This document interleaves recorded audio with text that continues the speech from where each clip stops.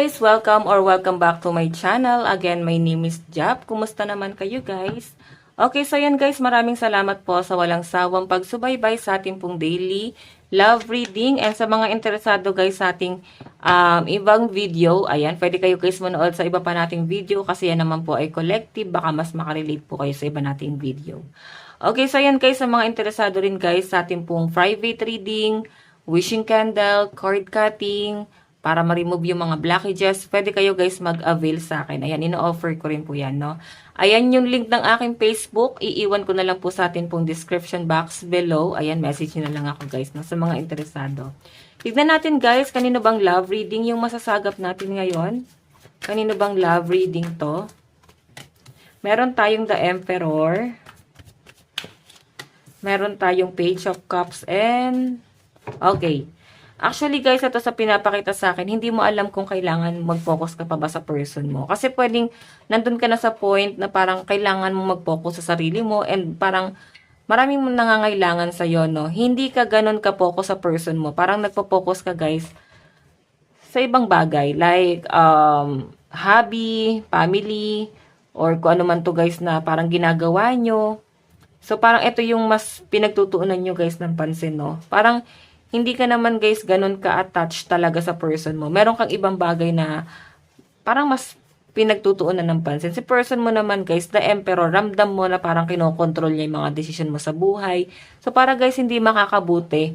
No? Hindi nakakabuti sa mga, ano mo sa pag-grow mo kasi, alam mo yun, I think may insecure yung, what I mean, may insecurity itong person na to sa inyo. Page of Cups. Ayan, no, kailangan niya guys ng attention. Mas matanda siya sa inyo, pero sa pinapakita sa akin guys, parang itong person na to, ano siya, parang isip bata pa rin, hindi nagmamatured. Parang feeling niya guys, yung decision niya lang yung tama. Feeling niya guys is, yung mga sinasabi niya lang yung tama. So, I think, okay yung kaperahan mo, pero tinatry ka guys i-under nitong taong to, yan no. Mas maayos ang kaperahan mo sa taong to guys, pero mararamdaman mo na parang kokontrolin ka niya. Okay? So, I think dahil feeling niya guys na kahit mas mapera ka sa kanya, mas mataas pa rin sila sa inyo. Ganun yung pakiramdam na nasagap ko dito sa person na to. Okay? So, mas maging matalino ka dapat guys, no? Tignan pa natin scenario sa inyo ng person mo. Okay, meron, diba? Nandiyan pa rin guys, 7 of Pentacles. Parang ang gusto kasi ng person mo guys, mag-focus ka lang dito. Kasi nandun ka na sa point na, yes, dati nag-focus ka naman, ginawa mo siyang mundo. Pero sa pinapakita sa akin guys, naging toxic kasi, parang, ikaw kasi sa pinapakita sa akin guys, sobrang napaka-logical mong tao, sobrang napaka-balance mong tao. Pag sinabi kasi guys, balance, wala masyadong iniisip na problema. Pwede kasi guys na ganun ka na guys, parang hindi naman mababaw. Ano ba yung tamang words doon? Siguro ganun ka na guys, hindi naapektuhan sa problema na dumarating sa inyo. Okay, kasi hindi mo guys nga masyadong pinipressure yung sarili mo sa mga bagay-bagay. Pero itong person na to guys, I think ang laki ng insecurity nito sa buhay pwedeng, alam mo yon, nakikita niya na masaya ka, so parang dapat malungkot ka rin kasi siya malungkot siya Okay? So, parang may mga ino-offer ka sa kanya, may mga, alam mo yun, parang simpleng pakikipag-usap is hindi niya guys magawa sa inyo, or parang wala man lang guys plano, no, sa pinapakita sa akin. Walang malinaw na plano dito sa relasyon na to. Okay, tingnan natin ha. So, malakas guys ang energy ng mga earth sign, Capricorn, Taurus, Virgo, Cancer, Pisces, Scorpio, and Aries. Okay, tignan pa natin. Ito yung energy ni person. Nararamdaman ng person mo sa'yo. Oops. Nararamdaman. Baka kubaliktad yung card.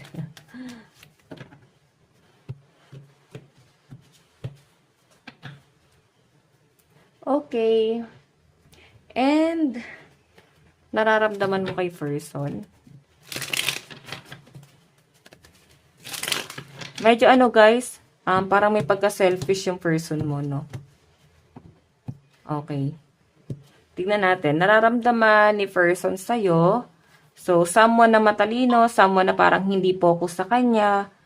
Alam mo parang itong person na to, hindi ka naman niya guys gaano kinakausap, pero parang gusto niya is, alam mo yon, hindi ko rin mag-gets parang may mali sa kanya. Parang, sabi natin kung lalaki to, parang babae yung ugali niya. Okay, may mali sa kanya. May mali sa ugali nitong taong to guys, na mahirap pakisamahan. So, I think ikaw maguguluhan ka sa kanya. Okay, kaya parang iba rito guys, parang hindi na rin kayo guys makatagal, kaya siguro nakapokus ka na sa pentacles mo, no? Nakapokus ka na sa sarili mong pag-grow kasi parang feeling mo hindi ka mag-grow sa person mo kasi wala nga siya guys plano sa sarili niya eh. Plano pa ba para sa inyo? Wala ka nakakitang ganon. Tignan natin guys, ano naman po yung tingin sa'yo ng person mo. Ayun, 7 of Swords. Parang tingin sa'yo ng person mo is someone na parang iisahan lang daw siya, uutakan. Pwedeng kaya ka naman daw niya guys tulungan. Pwedeng hindi ka naman niya guys tinutulungan financial or kahit saan na bagay. Kaya ka naman daw niyang tulungan, pero I think sinasabi niya siguro dito is parang inaaral pa niya. Or pwedeng tinitignan niya kung parang mapagkakatiwalaan ka ba niya. Kasi ang tindi rin guys ng trust issue nitong taon to. Parang nakukumpara kanya sa ex niya. Siguro ganun yung ginawa sa kanya ng ex niya guys. Okay? Ayan. Swords, Aquarius, Gemini, and Libra. Itong person na to. Pero sweet to guys, no? Tignan po natin ano naman po yung action. Meron tayong The Empress. Ayan. Alam nyo guys, itong person na to, parang gusto niya guys na magkaroon na kayo guys ng pamilya. Pero wala pa siya guys plano na magpakasal pa kayo. Parang gusto niya lang guys magkaroon ng anak. Ganun yung pinapakita sa akin. Okay? So, eto guys, the Empress is abundance. Di ko naman guys nasasagap na parang gagamitin ka, pero parang ano siya guys, napaka-selfish talaga ng energy na nasasagap ko sa kanya. Kasi the Empress, bakit niya gagawin sa'yo to, no? Nang hindi ka guys prepared. Okay? Kasi simpleng plano nga, wala kang nakikita sa taong to. Tapos parang yung mga gusto niya mangyari lang yung dapat mangyari. Okay? So, tignan natin yung outcome. Oh, 2 of Cups, meron kayo guys misunderstanding. Ikaw puro, alam mo yan, parang masaya ka lang. Tapos siya guys is parang ayan sa pinapakita sa akin. Parang ano lang siya guys. Parang, basta mahirap guys basahin yung ugali, no? Ikaw makakabasa dito. Parang napaka-narcissistic. Mas masahol pa yung sa selfish. Okay, so ayan, palubat na rin guys yung aking flashlight. Baka biglang mamatay yung flashlight natin. Okay, yung ilaw. Okay, so guys, nagkakaroon kayo ng misunderstanding. Hindi kayo guys nagkakasundo. Yun yung outcome. Kasi may mali sa taong to eh. May pangit sa ugali niya. Yun yung mas nasasagap ko. Pangit yung ugali niya. O, diba? The Tower, mauwi rin kayo guys sa hiwalayan. I think ikaw yung parang hindi mo matatagalan yung ugali nito. Sabi natin yes, mabait siya, pero may something talaga sa kanya na mahirap guys pakisamahan. Okay? Tignan pa natin guys. Sa side mo naman. Ayan, eto ha. Malakas po yung mga water sign dito. Cancer, Pisces, Scorpio, Aquarius, Gemini, Libra. Okay, ayan, may Aries din. Tignan po natin. Ano yung nararamdaman mo sa person mo? Queen of Wands. Mahal mo naman talaga siya guys. As in, seryoso ka talaga sa taong to. Pero siguro dahil sinusubok ka, sinusubok din itong taong to yung pasensya mo. Ikaw yung para bang susuko dito. Or baka sinukuan mo na. Okay, tignan natin guys ano naman yung tingin mo sa person. Diba? Medyo may pagkakuripot nga sa pera. Yun nga yung tingin niya sa'yo eh. Parang baka gamitin mo lang daw siya. Parang kaya ka naman daw niyang tulungan financial. Pero siguro guys, inaaral ka daw niya. Parang ganyan. So, ayun na, medyo may pagkamadamot. Ang hirap niya guys basahin pagdating sa pera guys, no? Okay. Siguro yung pera niya guys is nilalaan niya rin guys sa family niya. Makikita mo naman na parang wala siyang plano pagdating sa inyong dalawa. Okay, wala siyang plano. Siguro nakikitaan mo pa na parang mas binibuild niya pa yung foundation doon sa family niya. Mas parang inuuna niya pa yung family niya kaysa sa foundation yung dalawa. Okay, kaya parang napapaisip ko, ito mahal mo naman siya, sobrang napaka-inosente mo lang. So parang tinitiis mo lang to lahat. Tignan natin guys, ano naman yung action mo. O, nagpo-focus ka sa pera mo. Sobrang ano mo lang guys, no, napaka masayahin mo lang. Hindi ka guys nape-pressure sa connection yung dalawa. Kung ano man yung plano niya, magstay siya, umalis siya. Wala kang emosyon. Okay, mahal mo siya pero sobrang napaka-logic mo, no? Napaka-logical mo sa connection yung dalawa. Tignan po natin ano naman yung magiging outcome. Oh, betrayal. 'Di ba? I think yung magiging action mo rito, guys, is magkakaroon ng betrayal. Maring ikaw, meron ka ng ibang i-entertain kasi dito sa person na to, parang feeling mo mali pa yung taong pinili mo talaga. Okay? As in, parang wala lang talaga to, guys. Ano ba to, lulubog lilitaw? Parang ganon. Bottom of the deck, meron tayong Knight of Pentacles. May paparating sa'yo na bago. Wow, napakaganda nito, guys. So, Two of Cups and Ace of Cups, someone na mahal ka. At kaya ka, guys, ipaglaban. Ayan, oh. Kaya ka pang ipaglaban itong taong to. And, Knight of Pentacles, medyo mabagal lang, guys. Hindi siya, guys, makapasok kasi alam niya na may karelasyon ka pa. Committed ka pa sa iba. So, malakas po yung energy ng Capricorn, Taurus, Virgo, Aries, Leo, Sagittarius, Aquarius, Gemini, Libra. Tingnan natin, guys, saan napapatungo tong relationship na to.